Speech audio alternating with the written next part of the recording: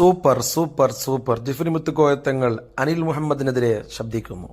ഇതാണ് നമ്മുടെ നേതൃത്വം. അള്ളാഹു ആഫിയത്ത് കൊടുക്കട്ടെ. ആദ്യമായിട്ട് ഈ ചാനൽ കാണുന്നവരാണെങ്കിൽ സബ്സ്ക്രൈബ് ചെയ്യാൻ വേണ്ടി മറക്കരുത്.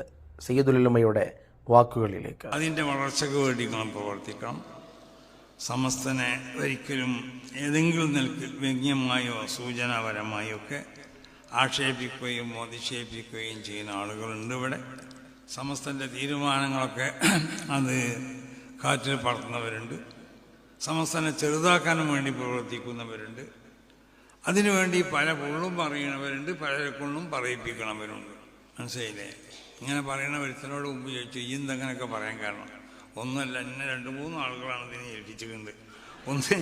ഒന്ന് ഇന്ന ആചാരാണ്, ഒന്ന് ഇന്ന ആചാരാണെന്നാണ്, ഒന്ന് ഇന്ന മൂല്യരുമാണെന്നാണ്. ഓലാണ് എനിക്കിതൊക്കെ എഴുതി തരുന്നത്. കാരണം ഇവൻ അങ്ങനെയൊന്നും പറയാൻ അറിയില്ല. പിന്നെ എങ്ങനെ ഇപ്പം പറഞ്ഞു?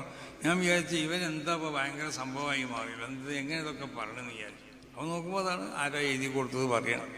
പിന്നെ എന്തെങ്കിലും പൈസ ഇട്ടലുണ്ടാന്ന് ചോദിച്ചു. അതും ഉണ്ടെന്ന് പറഞ്ഞു. അപ്പോൾ ആ പണിയൊക്കെ നമുക്കും അറിയാത്തതുകൊണ്ടല്ല, ആരെങ്കിലുമൊക്കെ പൈസ കൊടുത്തിട്ട് അത് ശങ്കര പേരുള്ളവരല്ലാത്തവരൊക്കെ ഉണ്ടാവും.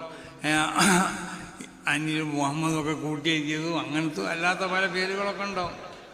അപ്പോൾ അവർക്കൊക്കെ പൈസ കൊടുത്തുകൊണ്ട് അവരെ കൊണ്ട് തോന്നിയസനം പറയിപ്പിക്കുന്ന പണികളൊക്കെ നമുക്ക് അറിയാത്തതുകൊണ്ടല്ലല്ലോ. അതൊന്നും നമ്മളുടെ മാന്യതയുടെ, നമ്മളുടെ പാരമ്പര്യമാവുന്ന സ്വഭാവത്തിനോടോ അല്ലെങ്കിൽ ഇസ്ലാമിൻ്റെ സ്വഭാവത്തിനോടൊന്നും യോജിച്ചതല്ലാത്തതുകൊണ്ട് നമ്മൾ അങ്ങനത്തെ ഒരു പണിക്ക് നിൽക്കണമെങ്കിൽ പറയുന്നവരൊക്കെ പറയട്ടെ.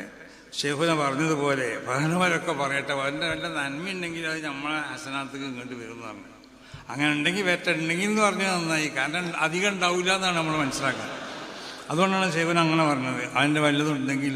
അപ്പോൾ അതുപോലെ നമുക്കും പറയാനുള്ളത്, അങ്ങനെ നല്ലതുണ്ടെങ്കിൽ ഇങ്ങോട്ട് വരട്ടെ, ഇല്ലെങ്കിൽ അങ്ങനെ നിൽക്കട്ടെ, ഏതായാലും വേണ്ടില്ല.